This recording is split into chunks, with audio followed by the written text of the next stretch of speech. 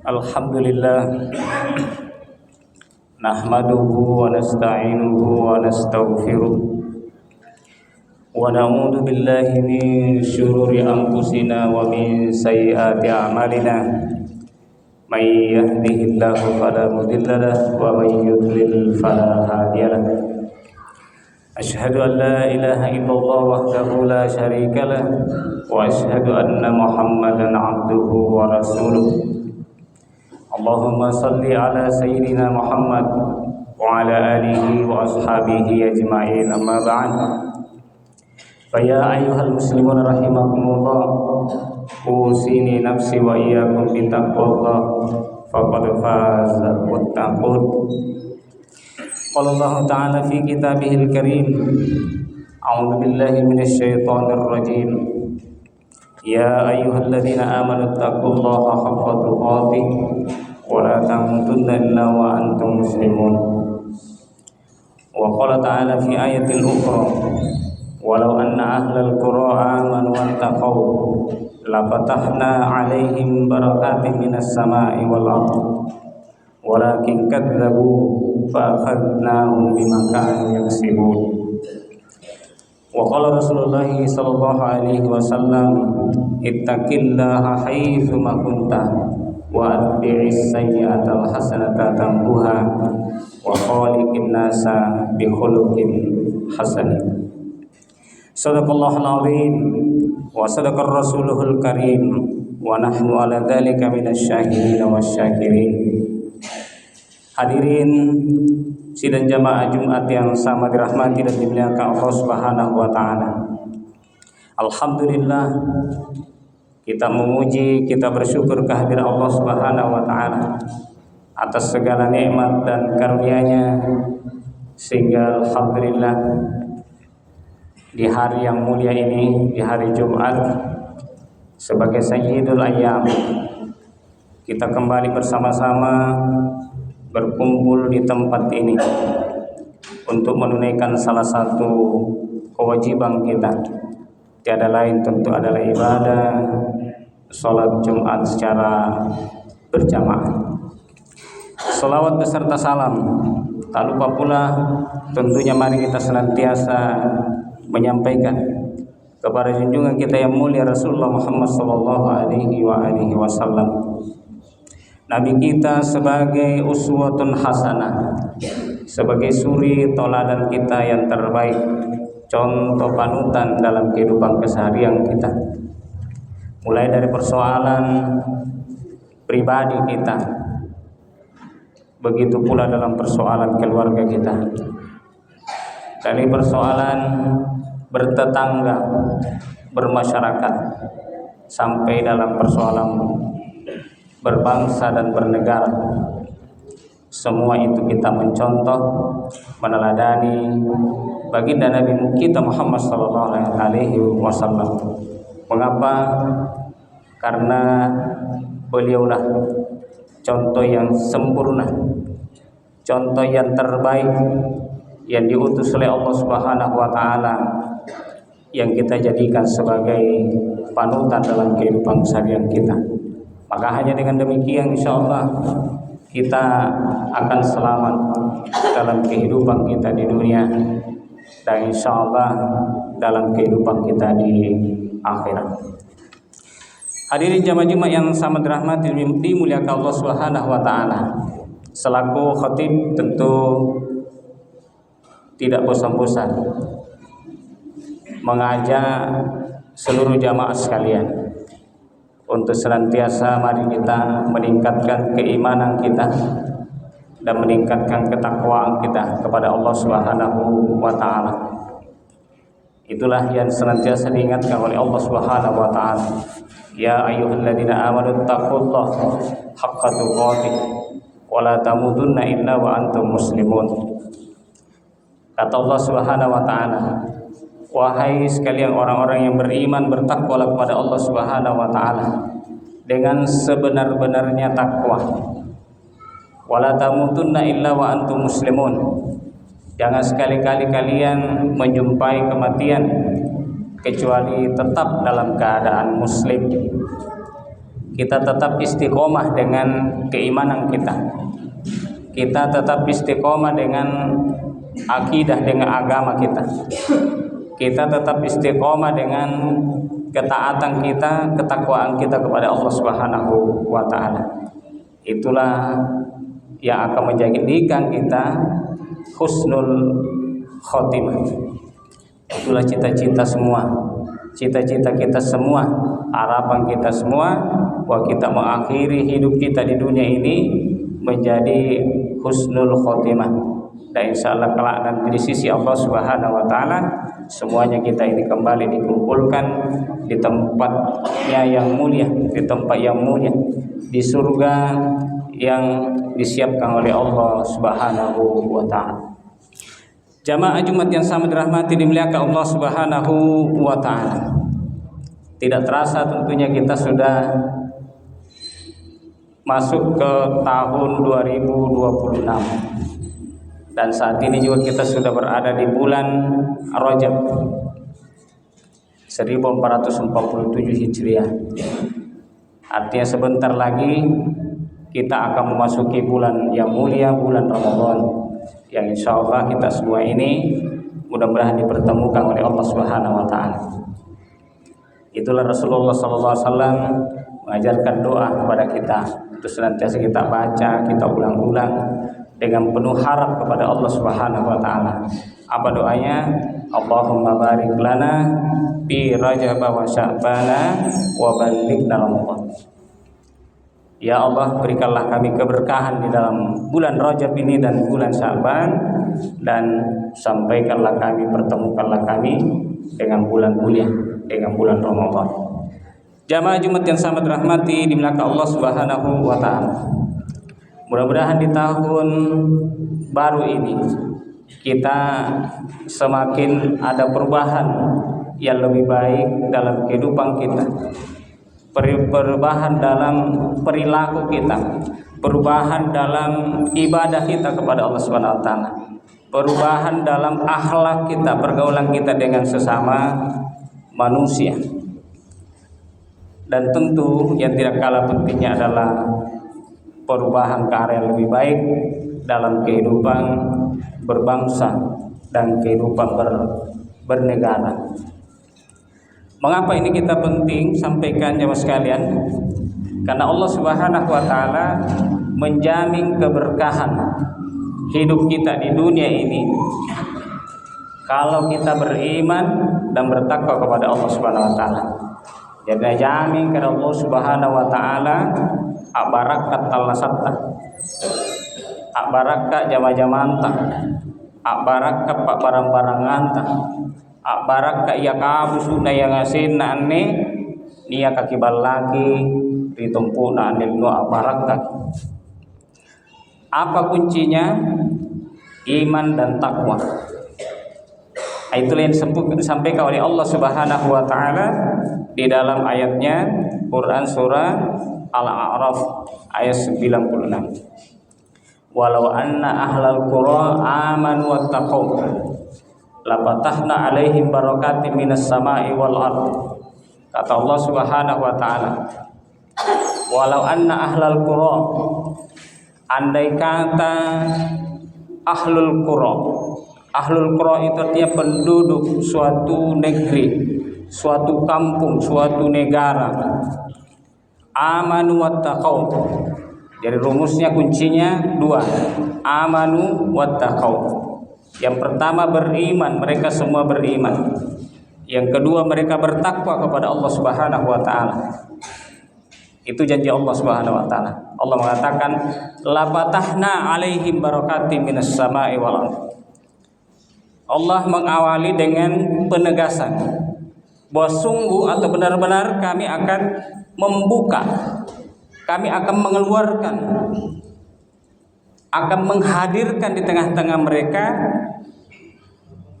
berkah, ya berkah kami dari langit dan dari bumi. Bayangkan jamaah sekalian dirahmati oleh Allah Subhanahu wa taala.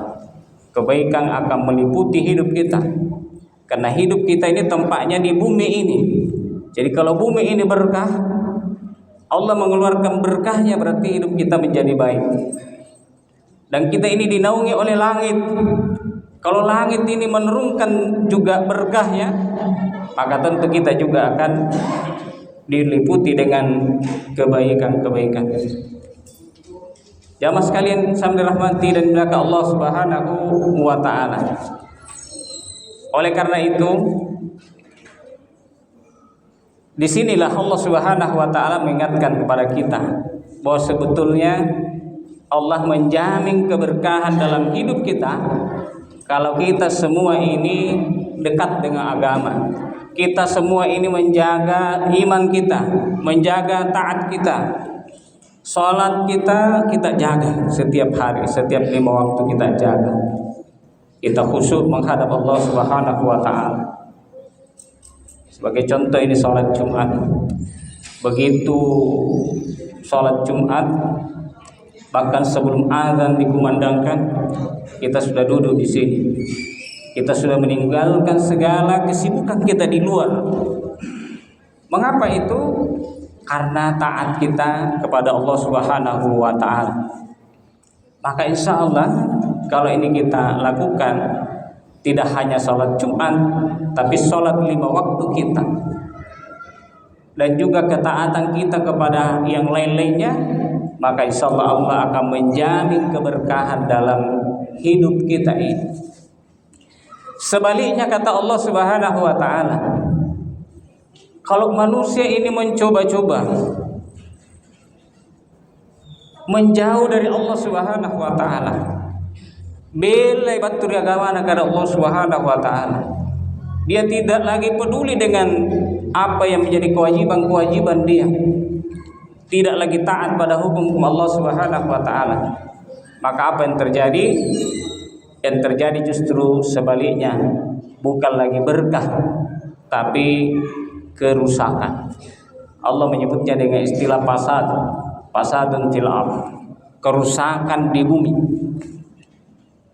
Itulah yang disebut oleh Allah Subhanahu wa taala di dalam Quran surah Ar-Rum ayat 41. Dhaharal fasadu fil barri wal bahri bima kasabat aydin nas liyudhiqahum ba'dal ladzi amilu la'allahum yarji'un. Kata Allah Subhanahu wa taala, telah tampak kerusakan di daratan, di lautan disebabkan oleh ulah tangan manusia. Untuk apa itu? Allah Subhanahu wa taala ingin mendatangkan bencana kepada mereka, di tengah-tengah mereka, mendatangkan musibah di tengah-tengah mereka. Untuk apa? Supaya manusia itu merasakan akibat dari perbuatan perbuatan tidak taat kepada Allah Subhanahu wa taala. Liyudhiqahum ba'dal ladzi amilu la'allahum yarji'un, supaya kita ini sadar dan bisa kembali bertobat kepada Allah Subhanahu wa taala. Oleh karena itu hadirin jamaah yang sangat dirahmati Allah Subhanahu wa taala, apa contohnya yang bisa kita tunjukkan musibah, bencana? Saya kira kalau di negeri ini silih berganti yang namanya musibah, bencana terjadi. Maka ketika itu semua terjadi, mestinya kita belajar, mestinya kita melakukan introspeksi, mestinya kita melakukan evaluasi apa yang salah. Contoh, katakanlah misalnya baru-baru terjadi bencana banjir bandang ya di Sumatera Utara, Sumatera Barat dan Aceh. Yang berapa kampung ini kemudian tertimbun oleh lumpur. Tidak hanya lumpur, tetapi kayu-kayu kelondongan, yang kemudian sampai hari ini mereka belum bisa kembali ke rumah-rumah mereka. Bahkan rumah mereka hilang. Ini adalah salah satu contoh bahwa bencana ini bisa terjadi, musibah ini bisa terjadi disebabkan oleh ulah tangan manusia tadi. Jadi ulah tangan manusia. Makanya Allah mengatakan terjadi kerusakan di darat, di lautan, itu disebabkan oleh ulah tangan manusia. Artinya manusia melakukan apa? Melakukan kemaksiatan dan dosa. Nah, itulah yang disebutkan oleh para ulama ahli tafsir.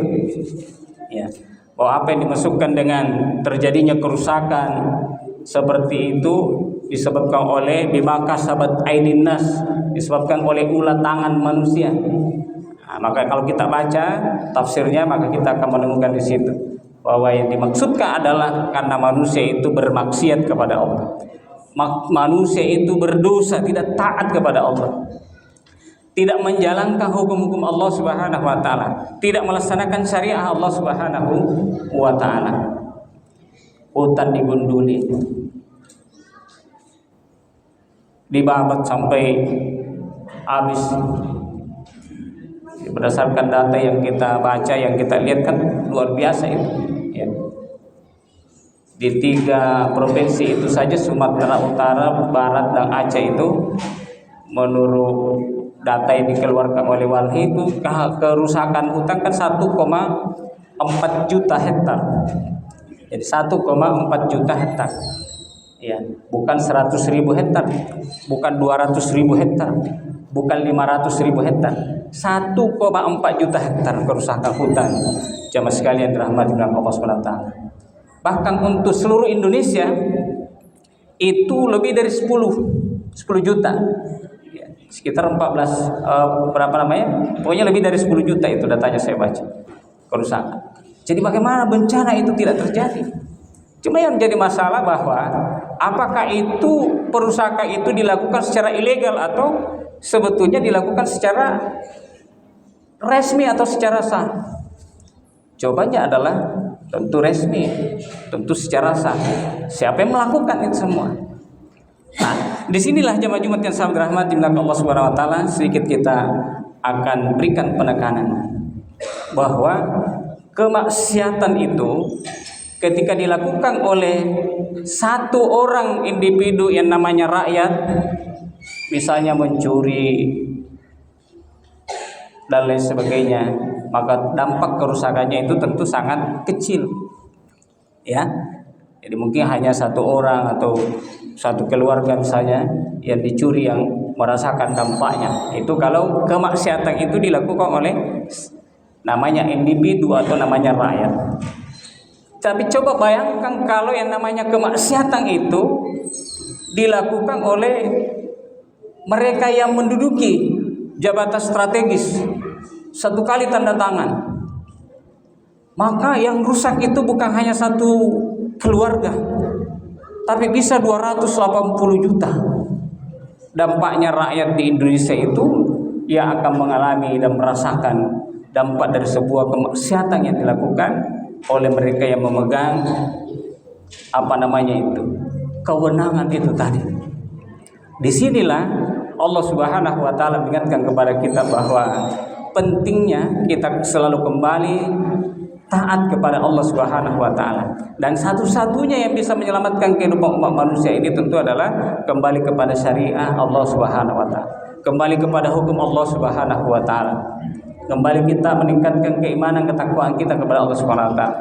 Menerapkan hukum Allah Subhanahu wa taala itu satu-satunya cara. Nah, itu yang masalahnya sekarang adalah bahwa sumber masalahnya itu karena kita atau sistem ini mengadopsi sebuah sistem kehidupan yang di luar Islam. Nah, itu yang disebut dengan sistem sekularisme liberal atau kapitalisme liberal. Kapitalisme liberal inilah yang menjadi penyebab utama bencana terjadi di negeri ini. Oleh karena itu inilah kita semua mengharapkan bahwa kita harus kembali mengevaluasi diri bahwa mungkin ada kesalahan kita yang terbesar adalah karena kita tidak berhukum dengan hukum Allah Subhanahu wa taala. Saya kira itulah mungkin beberapa poin yang bisa kita sampaikan pada kesempatan khutbah Jumat ini. Barakallahu li wa lakum fil Qur'anil azim wa nafa'ani wa iyyakum bima fihi minal ayati wa dzikril hakim wa taqabbalallahu minna wa minkum tilawatahu innahu huwas samiul alim.